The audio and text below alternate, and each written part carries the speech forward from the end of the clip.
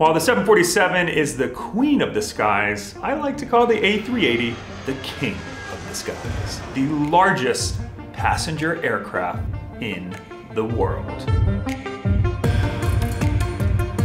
Some people may say, oh, the A380's ugly and the 747 looks nicer. But to me, beauty's in the eye of the beholder. I kind of think A380s look like moray eels. This like big head that looks at you. And the real reasons why I like the A380, number one, it's the largest, and me being 6'7", 79 inches tall, I also connect with the A380 because it's 79 feet tall. Coincidence? I think not. It's also the quietest large passenger aircraft in the sky. Another reason why I like it, it's the only commercial aircraft where you can shower on board. The A380s, almost all of them have some sort of passenger lounge for premium cabins. And another reason why I like the A380 is that they're, in general, even for economy passengers, really spacious. So me being 6'7", there's no ducking my head to go underneath exit signs, and even widths of seats. Now, it took many, many years and about $50 billion to create the A380, but in the end, unfortunately, passengers wanted more frequencies. Instead of one big jumbo jet flight, business travelers would rather have several options and frequencies. So Valentine's Day this year was a terrible day for me. No, not because I was single at the time. I don't care about that. It was because that was the day that Airbus, they officially announced the A380 was donezo. I was in Colombia at the time filming for another vlog episode in Medellin, and I even made a little memorial. But fear not, the A380 is going to be here for a long time. My favorite A380s, the top 3 that you should consider flying in first class are Singapore Airlines, which just added a new first class about a year and a half ago to their A380, the Emirates A380, and the Etihad A380. All 3 of them shine in different areas. So let's go through which one is the best. And I'm going to judge by a couple different categories. First off, let's talk about, I'm gonna make one up on the spot, livery. That means how the plane is painted, and the clear winner here is Emirates. They've got some amazing custom specialty liveries, some celebrating the Expo in Dubai, and the one that I saw at JFK recently was the World Wildlife one with elephants on it, and it is one spectacular hunk of composite metal. The second thing will be first class lounges. It's really between Emirates and Etihad. Now, Etihad's first class lounge in Abu Dhabi is divine. Massages, a gym, haircut, beautiful food made to order. Emirates also has a lot of that. What I really like about Emirates lounges in Dubai is that you can board an A380 from the lounge, which I think is pretty cool. They also have that in a couple other airports like JFK and Milan. But that's not cool enough to outweigh Etihad's stunning first class lounge in Abu Dhabi. So the win there goes to Etihad. So now let's talk about the seat on the A380. There's one that can easily be disqualified, and that is Emirates.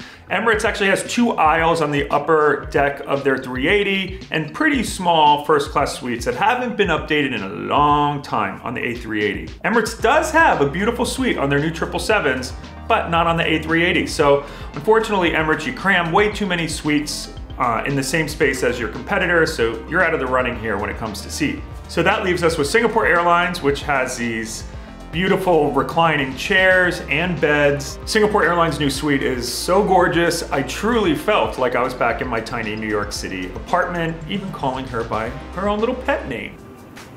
Honey, I'm home. And they can actually combine into basically what's larger than most New York City studios. The other would be the Etihad apartment. Yes, it's called an apartment. While it's a lot of space, there's a really big design flaw in that the seat doesn't actually recline much. So you're either gotta lay down in a bed or sit up straight, not much in between. The winner here is Singapore. All right, let's talk about food and beverage. I'm gonna knock out off the bat one here, Etihad. Unfortunately, they've been suffering some financial problems and have really skimped back, at least when I flew about a year and a half ago. No caviar, which you're out of here.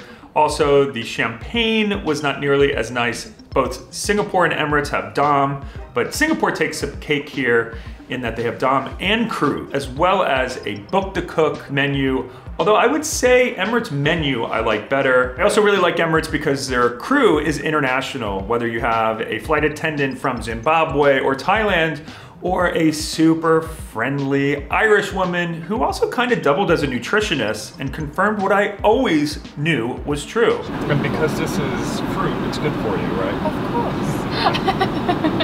It's pretty close, but I'm gonna give the edge to Singapore Airlines. Now I will note that I did fly Singapore A380 first once from Frankfurt to New York and they didn't have caviar. Hopefully things have changed. That's in their old suites. All right, let's talk about onboard experience and amenities. Singapore's out the door. They don't have showers. They don't have an onboard bar. They really lack inspiration in that aspect. They're much more invested in the individual suite, which is why they win on suites. So we've got Etihad and Emirates, both have showers, although Emirates has 2 showers for first class. Etihad, they have 2 showers, but only 1 for first class. 1 is for the residents, which goes out empty a lot, so it's kind of a wasted space if you ask me. I am gonna give the nod to Emirates, especially because they have a beautiful new renovated onboard bar, great seating, and it's just a really cool experience that brings you back to the golden age of travel, where the flight attendants will let you do anything from make a Bloody Mary to try on their pretty snazzy hats. Makes me think, should I become a flight attendant?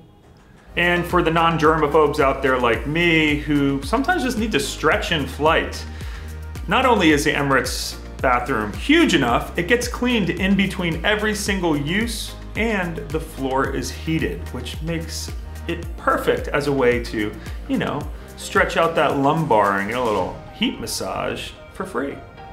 It's a really tough one because I love me some Singapore Airlines. The flight attendants are always amazing, really refined. But even though the suites aren't huge on the Emirates A380, there's over 100 of them to fly on. It's pretty easy to redeem for rewards, especially from the US. They've got showers, they've got the cool lounge, and I do like their really international flight crew. When you fly Emirates, I do feel like I'm a citizen of the world. And it may not be the biggest suite that's, you know, giving you tons of space to hang out. The whole point is the onboard lounge and experience boarding from the lounge. All of these things together make my favorite A380 the Emirates. If you want more tips on how to fly an A380, subscribe today, and we are gonna be posting our tips on how to redeem your frequent flyer miles to fly an A380 today. The A380 will live in my heart forever. As Celine Dion once said, my heart will go on, and that's how I feel about the A380. Safe travels, everyone.